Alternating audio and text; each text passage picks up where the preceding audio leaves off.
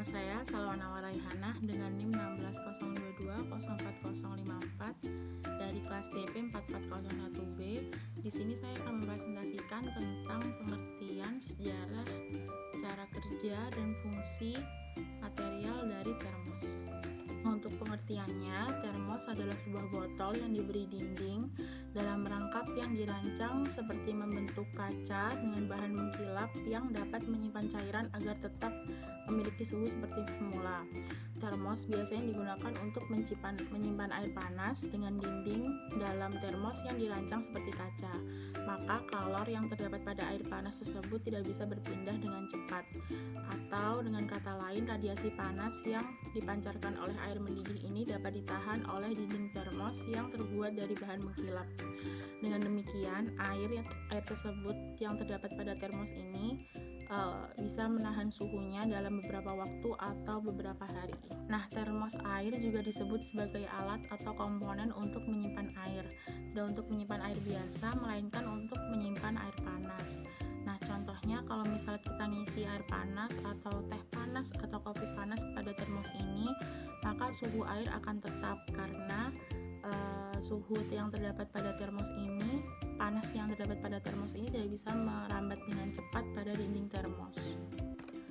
Nah, termos ini berbentuk botol atau gelas yang terbuat dari kaca atau berdinding rangkap. Ruang di antara kedua dinding dibuat hampa dan satu dinding di dalam ruang hampa ini dilapisi oleh perak. Dengan dinding semacam ini, isi di dalam termos tidak dapat dipengaruhi oleh keadaan atau perubahan suhu di luar. Pada termos terdapat dinding kaca yang bagian dalam dan bagian luarnya dibuat mengkilap. Bagian dalam kaca dibuat mengkilap agar kalor dari atas panas tidak terserap pada dinding. Sementara itu, bagian luar kaca dibuat mengkilap berlapisi perak agar tidak terjadi perpindahan kalor secara radiasi.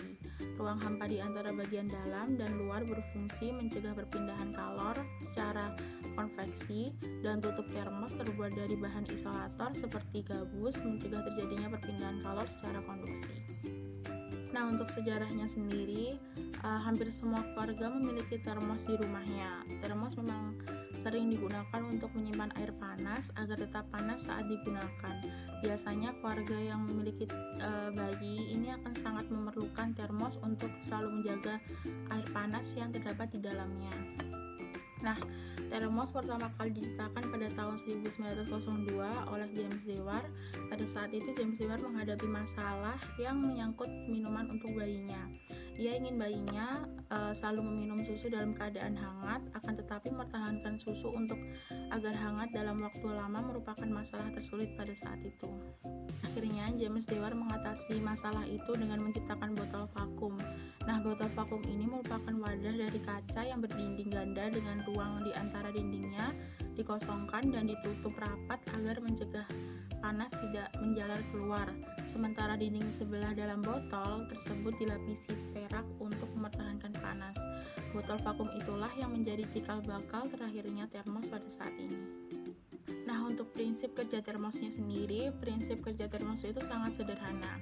Termos menggunakan bahan yang bersifat adiabatik.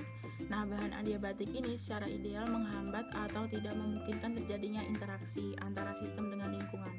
Tidak ada perpindahan kalor antara sistem dalam termos dengan lingkungannya. Akibatnya, tidak terjadi pertukaran temperatur.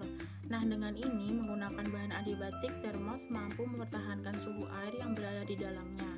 Termos merupakan contoh sistem yang mendekati sistem terisolasi dalam termodinamika.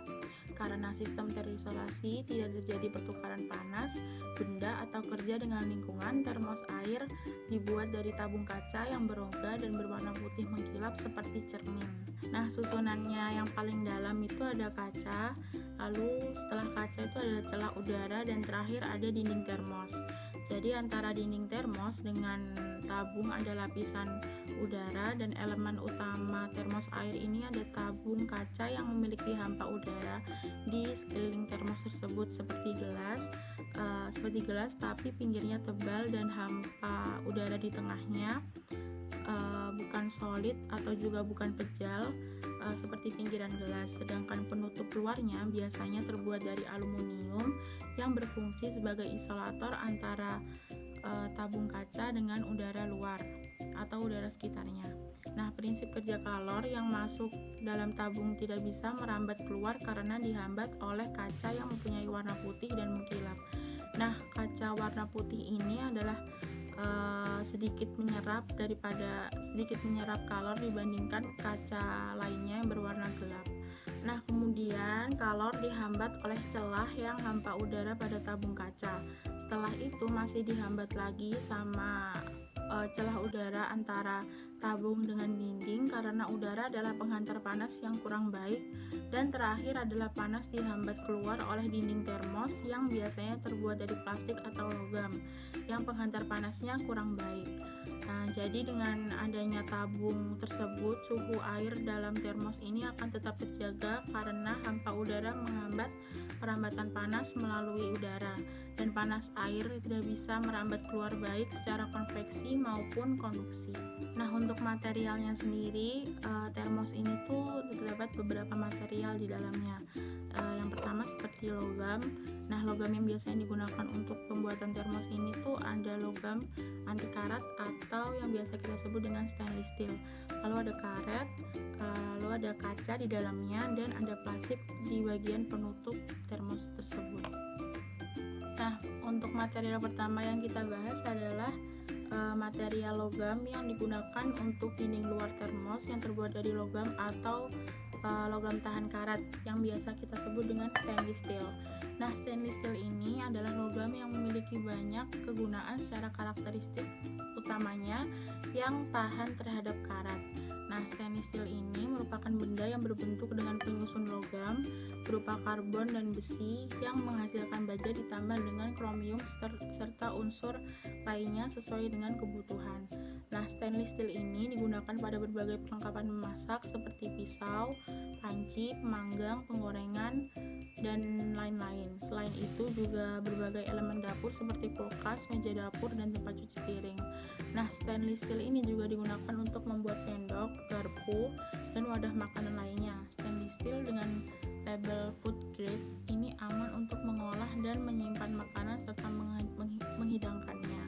Karena itu, stainless steel memiliki kegunaan yang sangat luas dalam berbagai bidang. Di masa depan, material ini tentunya akan terus dikembangkan untuk membuat berbagai jenis instrumen teknologi untuk mempermudah kehidupan manusia.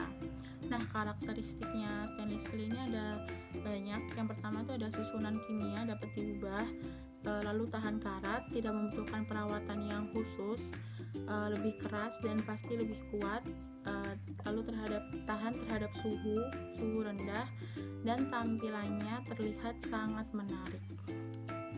Nah, selanjutnya ada material kaca yang pada bagian termos ini terdapat pada bagian dalam dinding termos. Nah, apa itu kaca? Kaca adalah zat tembus cahaya dan jernih yang terjadi jika tanah kersik dalam bentuk pasir kuarsa dan batu api yang ditumpuk atau batu pasir yang dilebur bersama dengan zat-zat kimia. Kaca mengandung silika atau pasir, potasium, kapur, dan beberapa bagian bahan kimia yang lain. Semua bagian bahan ini dicairkan lalu disejukkan pada suhu udara tertentu untuk menjadikan keras tetapi licin. Kaca merupakan bahan yang banyak dibutuhkan manusia karena sifatnya yang tembus pandang dan bisa juga untuk memantulkan pandangan sebuah benda atau seorang, sehingga kaca ini sangat bermanfaat bagi orang banyak, terutama untuk menghias rumah, lalu untuk menghias gedung, perkantoran, dan perabotan rumah tangga, meja, lemari, dan sebagainya. Nah, fungsi kaca sendiri pada termos terdapat pada lapisan kaca bagian luar. Nah, lapisan kaca bagian luar pada termos berfungsi untuk penahan panas secara radiasi dari luar termos. Panas dari luar yang masuk ke dalam termos akan dipantulkan lagi kembali keluar sehingga termos dapat menjaga suhu pada air tersebut. Lalu ada lapisan kaca bagian dalam. Nah, dinding dalam termos terbuat dari kaca yang reflektif sifat kaca yang reflektif untuk memantulkan panas yang akan keluar dari termos kembali ke dalam termos. Hal ini menyebabkan panas tidak dapat keluar sehingga hanya memantul pada dalam termos. Lalu di sini ada proses pembuatan kaca. Yang pertama ada penyiapan pasir kuarsa, lalu penambahan natrium karbonat dan kalsium oksida, lalu penambahan bahan-bahan kimia tertentu. Setelah itu ditambah juga dengan bahan kimia pemberi warna. Lalu persiapan proses pembuatan kacanya, ada pemasakan bahan menjadi cairan, lalu penyeragaman cairan kaca dan gelembung, pencetakan cairan kaca di blok khusus, lalu pendinginan kaca dengan cepat, dan pembersihan kaca dan penyempurnaan kaca. Selanjutnya kita akan membahas plastik yang pada bagian termos ini terletak pada bagian tutup ini. Nah, bagian pertama dari termos adalah tutup sumbat termos. Biasanya terletak di bagian paling atas.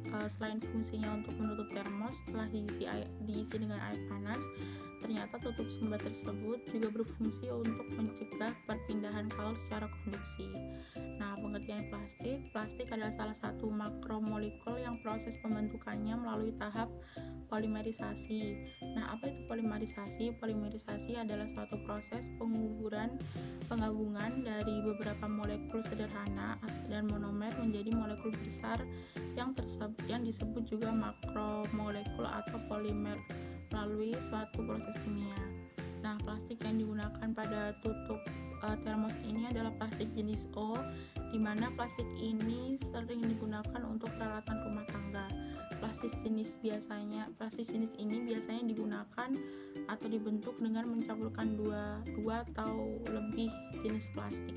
Nah, selanjutnya kita akan membahas material karet yang pada termos ini terdapat bagian karet di penutup termos seperti ini.